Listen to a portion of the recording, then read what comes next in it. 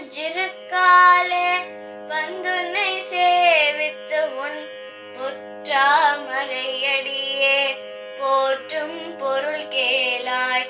பெற்றென்னை தொன்னும் குலத்தில் பிறந்து நீ குற்றவல் எங்களை கொல்லாமல் போகாது இற்றை பறை கொள்வான் அன்றுதான் கோவிந்தா.